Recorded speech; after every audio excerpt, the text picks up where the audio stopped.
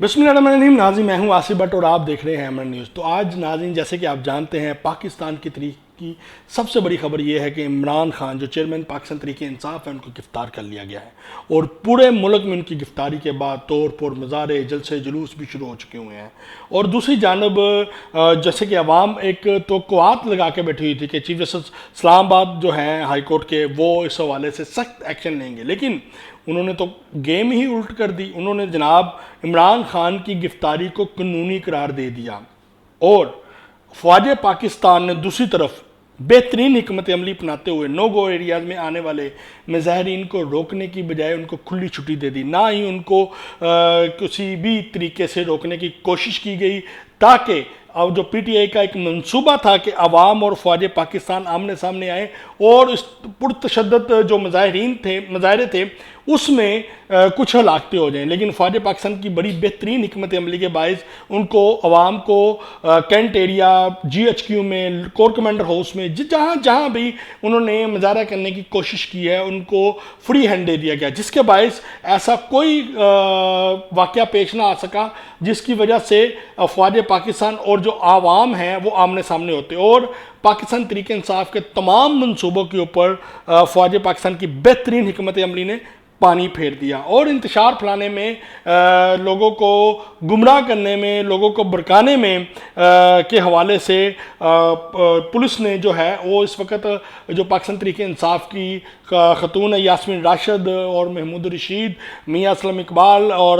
حماد اظہر کے خلاف جو ہے وہ قانونی کارروائی کا فیصلہ کیا ہے، اور کسی بھی ٹائم ان رہنماؤں سمیت دیگر رہنماؤں کے اوپر جو ہے انتشار پھیلانے کا اور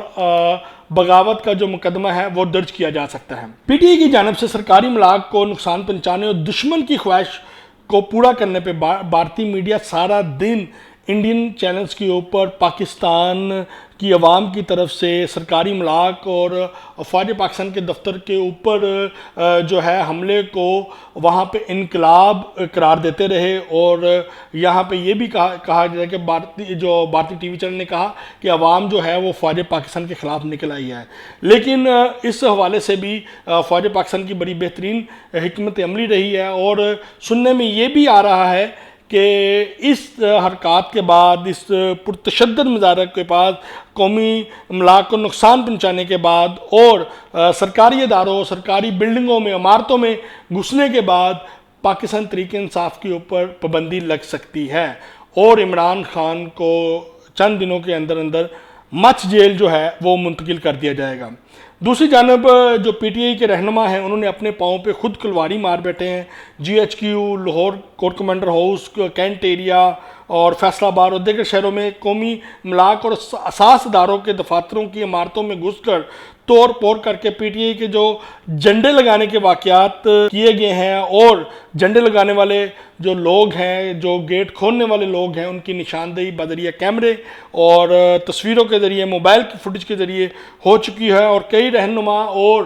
کارکنان جو ہیں وہ آج رات سے ہی غائب ہو چکے ہوئے ہیں، اور کئی تو اپنے گھروں میں گئے بھی نہیں اور منظر عام سے غائب ہو کے دوسرے شہروں میں جا چکے ہیں۔ لاہور سمیت پاکستان بھر میں انتشار، بدمزگی اور توڑ پھوڑ کرنے والے 5000 افراد کی لسٹیں تیار کر لی گئی ہیں، جس میں 200 خواتین بھی انتشار پھیلانے والوں میں شامل ہیں۔ اب آنے والے وقت میں کیا حکمت عملی ہوگی، عدلیہ کیا فیصلہ کرے گی، حکومت کیا حکمت عملی تیار کرے گی، اور پی ٹی آئی کا اس بارے میں کیا موقف ہے، یہ تو آنے والا وقت ہی بتائے گا، لیکن